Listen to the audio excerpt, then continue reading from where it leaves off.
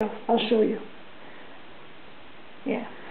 So if I were you, I would just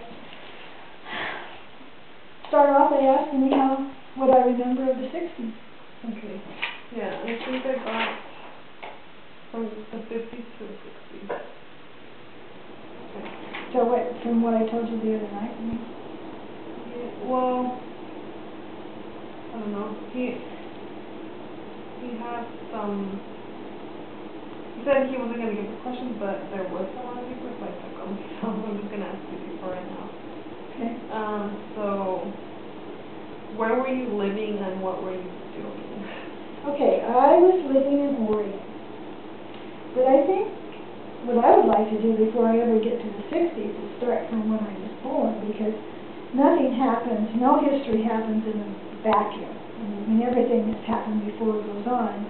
So I was Maybe I should. Born in 1941, so almost 1942. So I was 18 when the 60s started, and I had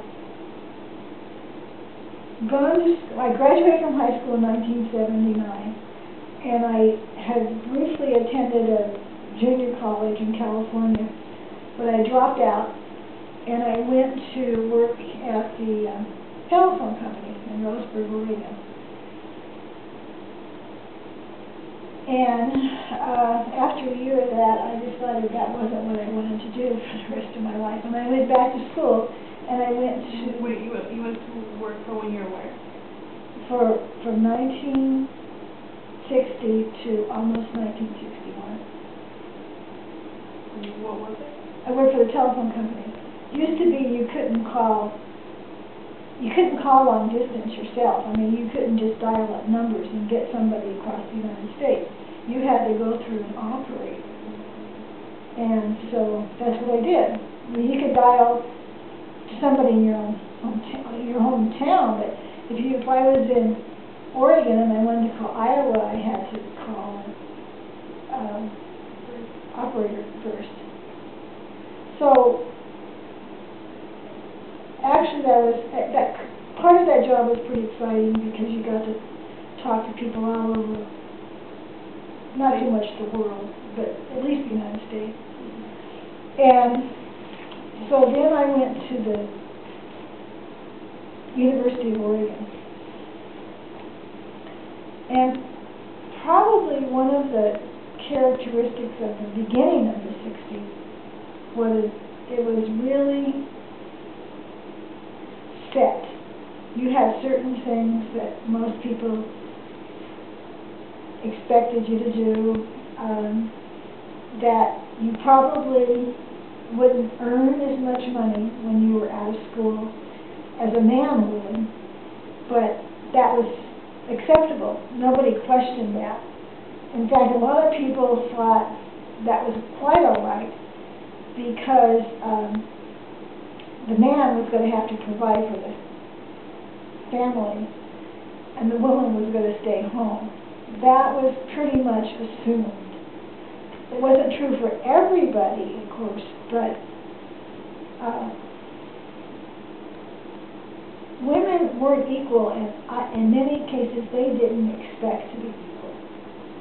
And everybody kind of just went along with that. Nobody really questioned it. And I remember people talking about my age group, especially in the early 60s, as being pretty boring. You know, they just went along with the program. They didn't make any challenges to society or anything. So when I quit school 3 times before I finally graduated. And I got out of school in 1965, and still, life in the 1965 for me anyway wasn't much different than it was in 1960. I mean, I had a degree and I worked and all that, and I made as much money as men did, because I worked for the state of Oregon, and it was a set amount. You didn't matter if you were male or female. But that wasn't true for everywhere. And probably still isn't true for everywhere. There's probably still men and women with the same job, and the men get paid more. So I worked in Roseburg, Oregon for 2 years, and then I decided, it was a very small town, and I just had to get out of town. I mean, there were starting to be exciting things happening in the United States. And I believe that 1967, the summer of, was what is referred to as the summer of love. And there was even a song, if you're going to San Francisco, be sure to wear a flower in your hair. And I suppose that's about when the hippie movement started. But I was working and I wasn't a hippie. But things were starting to get a little different. The United States was at war in Vietnam. And in late '67, I quit my job and I went to Europe with a couple of friends. Now, I was taught growing up that the military was something to be revered in this country. They could do no wrong. But that attitude really changed during the '60s. And not only was it not acceptable for a lot of people here in this country, but it definitely wasn't acceptable to people in Europe. And I know my friends and I were on a street corner in Rome in about January 1968, and there was a protest, and some students were marching, and they saw us. I don't know how they knew, but they knew that we were Americans, and they started throwing rocks at us. That's, of course, you know, we were just a target. They didn't know me, and they didn't know that I didn't accept the war in Vietnam. And so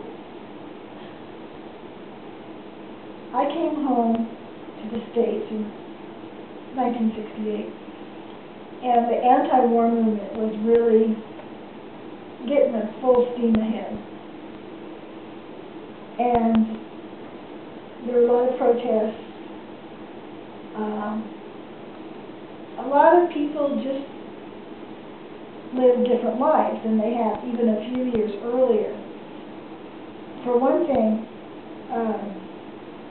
dope was a lot more acceptable, marijuana especially. And so a lot of people sat around and smoked a lot of dope. That didn't happen to be something that interested me so much. For one thing, if you went to a gathering of people and everybody sat around smoking dope, then you might as well just have been all by yourself. I mean, it's a singular activity. A little bit after that, I moved into a hippie area of Portland, and that's where I really became aware of how differently people could live. Like, even though I was working, you know, when I wasn't working, I wore outrageous clothes, you know, and I was a lot freer with what I found acceptable. I didn't have a rigid path that I expected to follow. And I remember an apartment where I lived was an old house, and it was made over into separate apartments. And so I moved in, in March of 1969, and I asked my landlord if I could paint the floor, and he said, sure. And so I did. I painted it bright red, which was pretty wild for that time. So, but I know before I moved in there, the man who had it before me, like, he had a Christmas tree, and the ceilings were about 10 or 12 feet high. It had been a nice house at one time. And he had a Christmas tree that went all the way to the ceiling. But usually, you know, people have, they have a Christmas tree, they put it off in a corner, or they put it in the middle of the room, or something like that. Well, he put it right smack dab in the middle. And he decorated it with teddy bears, which was not something. People were, in the early 60s, almost everybody was really conventional. And by the late 60s, of course, there were still conventional people, but a lot of people really weren't conventional anymore. And so I became much more accepting of other people and different lifestyles. In the late 60s was the first time I ever really been around homosexuals, and there were some lesbian women living in my house, in another apartment, and they were just people. You know, and I don't know if I could have accepted that when in the early 60s. I mean, it would have been, they were just people. And so that's one of the, I just accepted people as they were more. And I think that was true for a lot of people in this country.